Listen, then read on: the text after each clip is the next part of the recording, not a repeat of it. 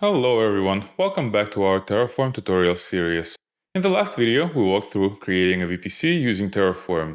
We've set up a public and private subnets, internet gateways, and NAT gateways along with routing between these components, thus laying the foundation for deploying applications in AWS. In case you missed that, I highly recommend checking that out before continuing with this video, as we'll be building up on top of the VPC we created. In today's video, we'll be setting up the infrastructure for a WordPress installation. This helps us demonstrate the features that we have set up in the last video plus the features of the components in this video.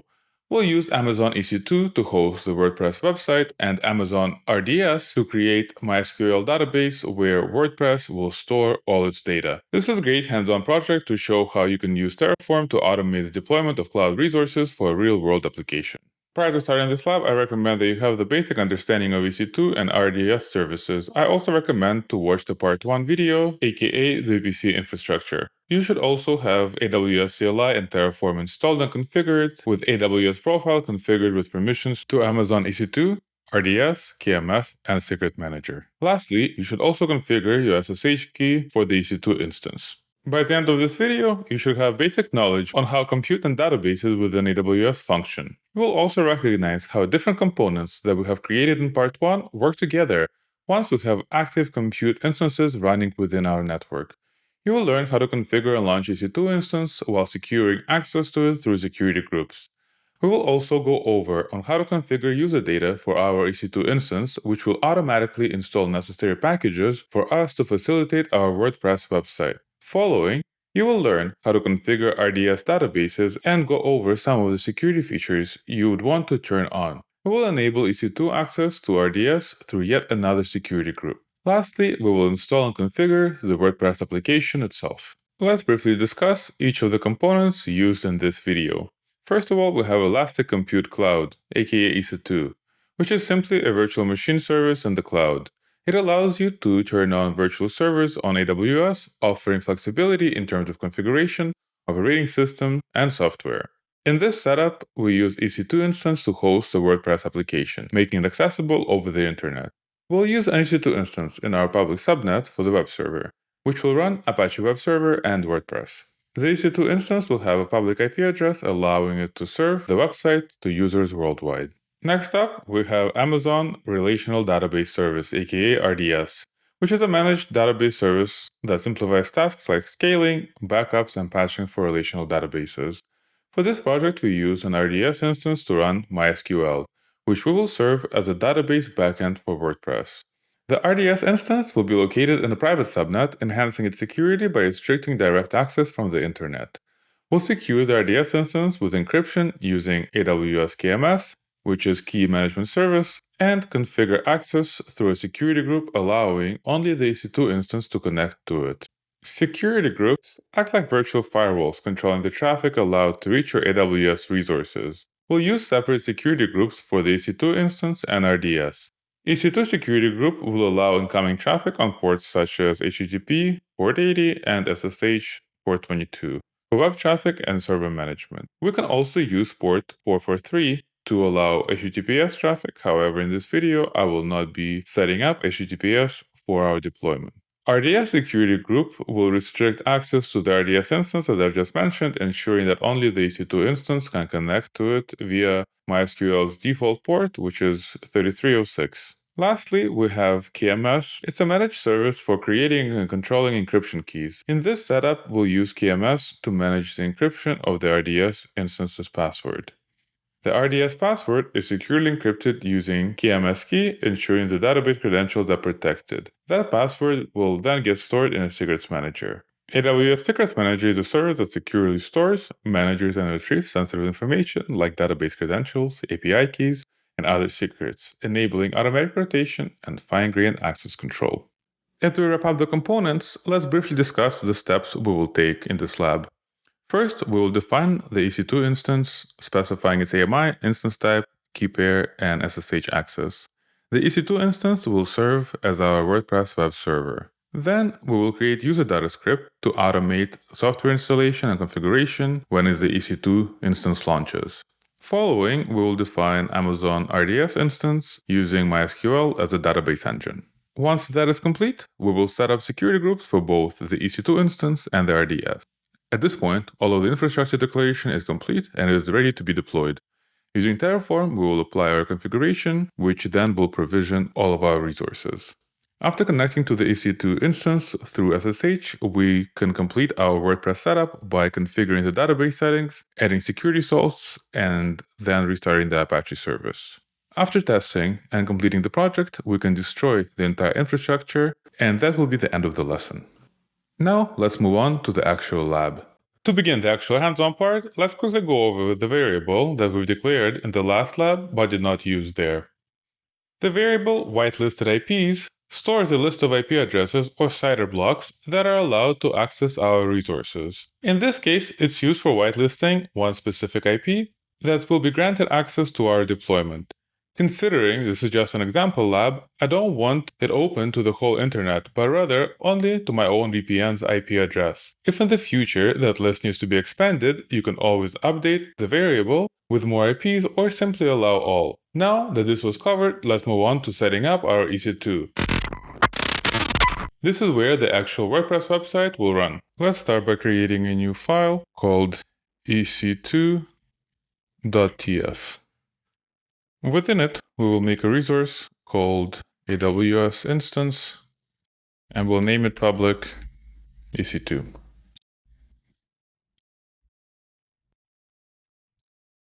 So now that the code is complete, let's discuss it. The AMI argument specifies the Amazon machine image that will be used to launch the EC2 instance.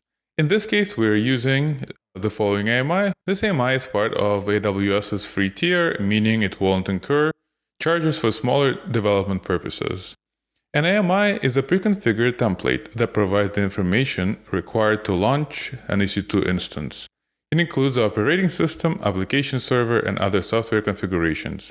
Essentially, it acts as a blueprint for your virtual machine. Next, we have instance type, which specifies the hardware configuration for this instance. We've chosen T2 Micro, which is free tier, eligible and suitable for small workloads, such as our WordPress application.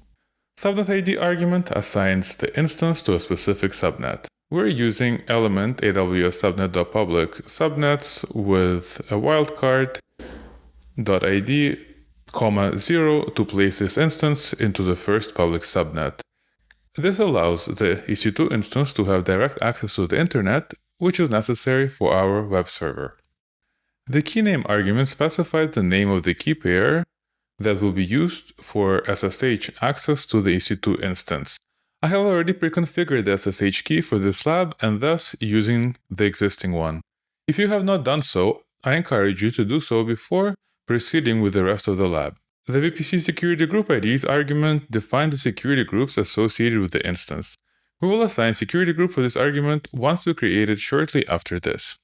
Associate public IP address, just as it sounds, assigns a public IP address upon the creation of the instance. This allows the instance to be accessed from the internet, making it possible for users to view the WordPress website hosted on this server. The user data argument allows you to run a script automatically when the instance is launched. We will be using a script named userdata.sh to automate the installation of required software package like Apache, PHP, and WordPress and configure the server. So let's input the name here. Next, we have tags. The only tag we have here is the name tag, and the name of our instance will be simply public EC2 instance. We will also be defining two different output blocks. The output block will allow us to easily retrieve and display public IP address of the EC2 instance along with its DNS name. This will be useful for accessing the EC2 instance via SSH without having to look up the public IP address using the console or CLI. And the DNS name will allow us to use EC2 DNS name instead of the IP address to access our WordPress website once it is set up. Now let's continue the lab and make our user_data.sh file. I've actually forgot you need to put file function right here instead of just saying user_data.sh. And this will know to grab the information from the file. Another thing I've just realized is I made a typo right here, and instead of private subnets, it should be public. Let's fix that quick. Okay, now we can move on to creating the user data.sh file. And here I will just paste the predefined commands.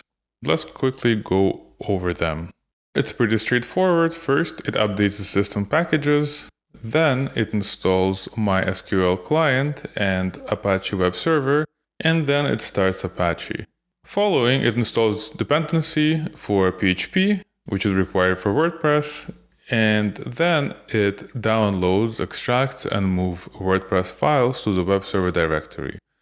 Lastly, it configures WordPress permissions so Apache can manage it. This ensures the EC2 instance is ready to host a WordPress site almost immediately after launch.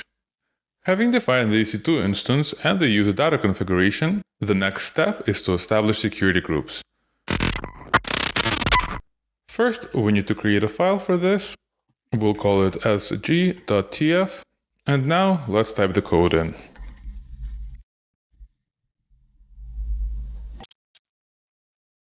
Now that the code is finished, let's discuss the security groups. Security groups allow you to specify who can reach your EC2 instance and the RDS database, ensuring that only the necessary ports are open for communication.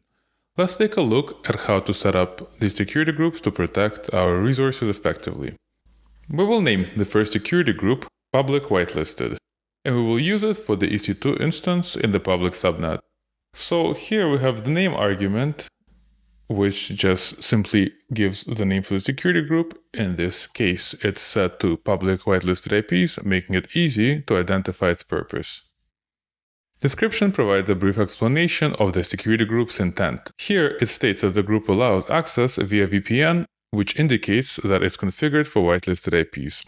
VPC ID associates the security group with a specific VPC. The value is set to ID of the VPC created earlier in the Terraform configuration. This association is essential as security groups can only be applied to resources within the same VPC. Ingress block lets us create a rule to configure parameters for the traffic that is coming into our EC2 instance. Similar to the security group description argument here provides context about what the specific rule is for. In this case, it indicates that the rule is for allowing access from whitelisted IPs. From and to port define the port range for the rule. Here, both are set to 22, allowing SSH traffic specifically. Protocol argument specifies protocols such as UDP or TCP. In this case, it's set to TCP for TCP-specific traffic, which is typical for SSH and HTTP. CIDR blocks define the IP address ranges that are allowed to access the resource. The value var.whitelisted_IPs references the list of whitelisted IPs defined earlier, restricting access to only that one IP address. Egress block lets you configure parameters for the traffic that is going out of our EC2 instance. This security group rule allows all outbound traffic, meaning the EC2 instance can initiate connections to any IP address. This is typically acceptable for web servers as instance requires updates for the operating system or installed applications. By permitting all egress traffic, instances can reach update repositories over the internet to download and install necessary patches and updates. Applications hosted on the EC2 instance sometimes also need to communicate with external services, such as APIs, content delivery networks, or database hosted outside of the VPC, and that's another reason to allow this outgoing traffic. The second security group, private RDS SG, is specifically for the RDS instance. Here, we only have an ingress rule for port 3306, as security groups make a stateful connection. This means that if an inbound request is allowed, like an EC2 instance connecting to the RDS database, the corresponding outbound response is automatically allowed as well, even if there is no explicit egress rule defined. Therefore, there is no need for a specific egress rule for RDS. The system handles it automatically. Databases typically do not need to initiate outbound connections for standard operations. They respond to queries sent from clients, which is why we do not have an egress rule. The only new argument here is security groups. This argument references the public EC2 security group, allowing only resources within that group to access the RDS instance on the specified port. This adds an extra layer of security by restricting access to the EC2 instance only. Since I already made a typo earlier, let's quickly go over the code and make sure there are no other mistakes. As I was describing port 22, which is SSH, as you can see, I've typed port 80, which is HTTP. Now that should be fixed. Also, I see a typo right here, which says TPC instead of saying TCP. Looking at everything else, that looks good. And now we can move on. As we've configured a security group for EC2 and RDS, let's quickly update the value for security group in our EC2 code and move on to declaring RDS.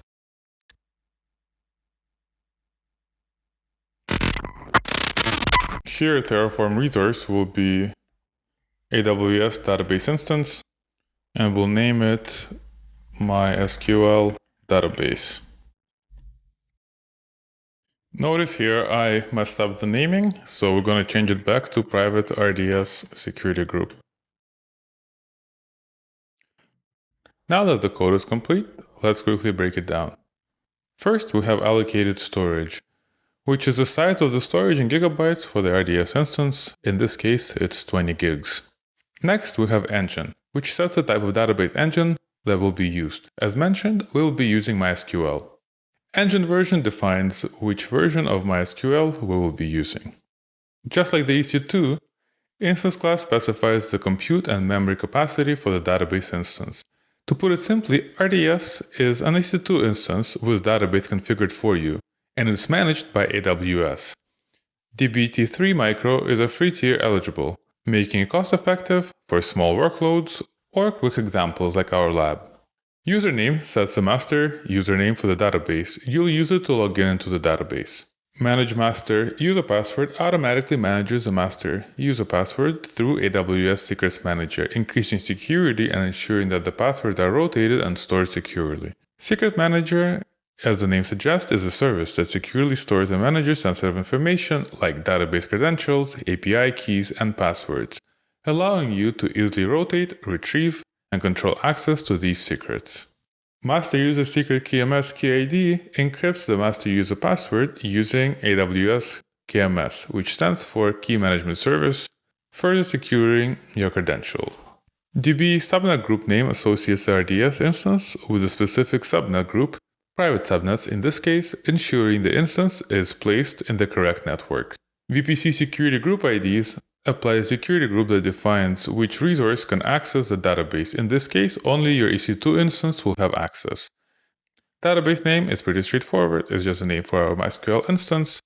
Identifier is unique identifier for the database instance. It's how AWS will refer to the specific RDS instance. Storage encrypted encrypts the storage for the RDS instance, ensuring that your database is protected, both at rest and during backups. We will also define multi-AZ capability, which will enable multi-availability zone deployment for higher availability. This means a secondary instance is automatically created in another availability zone for failover, improving our fault tolerance. We do not really need it in this case, as this is just a test app, but I did want to show you that capability.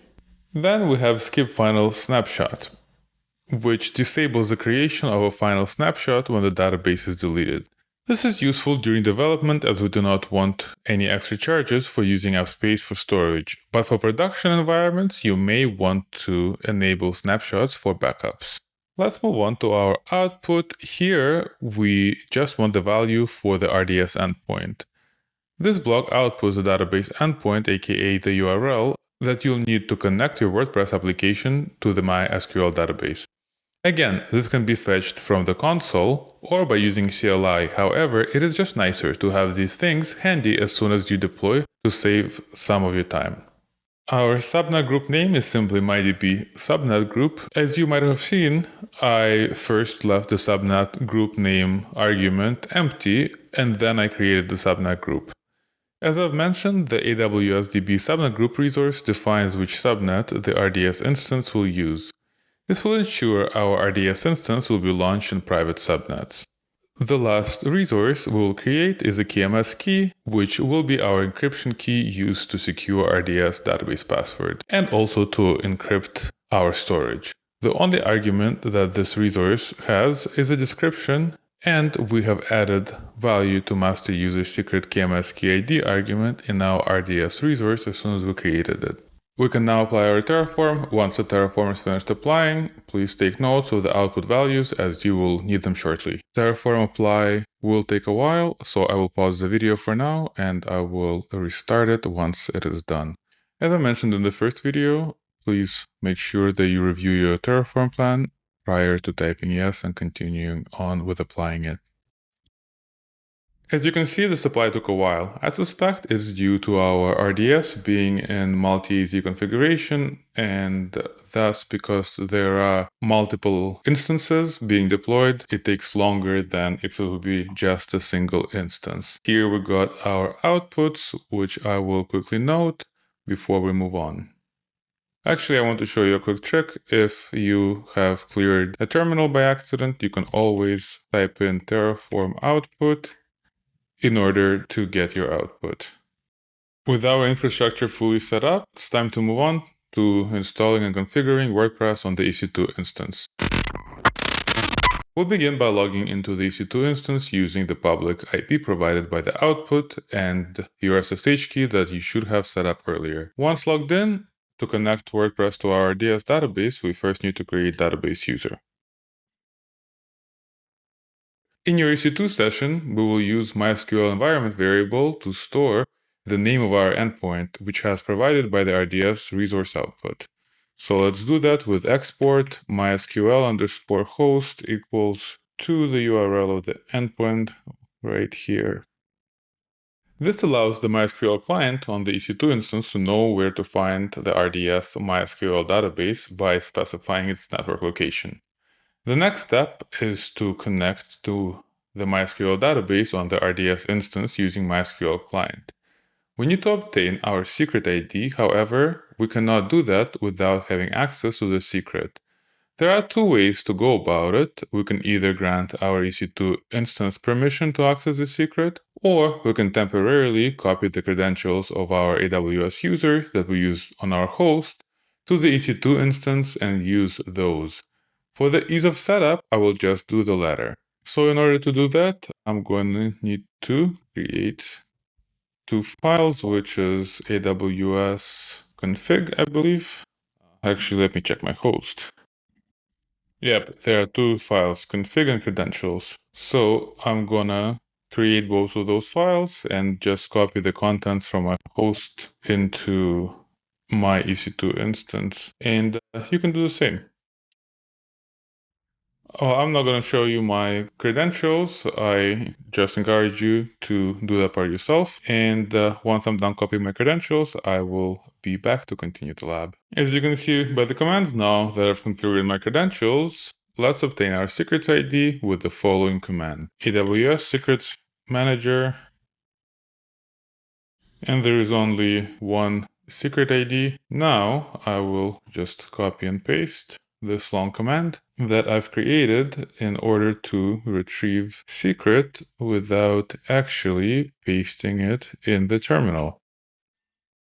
So let's quickly go over the command. Here we have the MySQL client command, which we specify the user with, which is admin. And then for the password, we actually specify an AWS command that retrieves the secret value by secret ID. And then we'll specify that we need secret string and we output as text.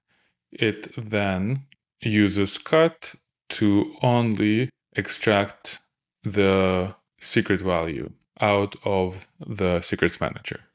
So let's press enter. This should work. Unless it did not. Let's see. Word. Okay, so as you can see, I've made a typo in the database name. I've missed the P, and it says WordRest instead of WordPress. And as such, we need to accommodate for that. And now we're in our MySQL. Now that we've logged into the database, we need to create a database user for the WordPress and assign necessary privileges. You will execute the following SQL command after logging into the MySQL database. Here, I'm just using a very strong password. As you can see, in an actual production environment, please use a strong password. Here we need to modify the database name to accommodate for the typo that I've done earlier. Let's see. I'm going to debug this error, not sure what happened. And let's log back in. By accident, I have actually modified the username and not the database name. So here, it needs to be WordPress, and here it needs to be WordPress, accounting for that error. And the command ran successful as it logged us out from the database. Let's quickly go over the command. So create user, as the name suggests, creates a user WordPress. Identified by specifies the password for that user. Grant all privileges, again, pretty straightforward. Grants all of the permissions on database called WordPress and all its tables to our WordPress user. Finally, flush privileges ensures that MySQL applies the new user permissions immediately and exit, as the command suggests, exits the session. Next, we need to edit the WordPress configuration file on the EC2 instance to connect it to the RDS database. Let's go to that file. The file name is called Wordpress Config.php. And here we're going to need to use sudo because, as you remember, from our user data.shell file, we've granted all of the rights to our web user Apache. Let's use sudo. And here we will need to modify the following lines. So for the database name, we will put WordPress. For the username, we will put WordPress. For the password, we will put our password. I actually encourage you to find a way to not store the password in the configuration file that you have here and find a better way. And for the DB host, again, we put our RDS WordPress URL. Now that we've configured the database settings, the next step is to enhance the security of our WordPress installation by setting up authentication unique keys and salts in the configuration file, well, the exact same file that we've just edited. These keys and salts are used by WordPress to secure cookies and password hashing, making it harder to compromise your site. WordPress provides a tool to generate these securely. You can retrieve them by running the following command on your EC2 instance. It just queries their website and you get all of the information that you need. So let's just copy that and go back to the config file. Let's remove all of these.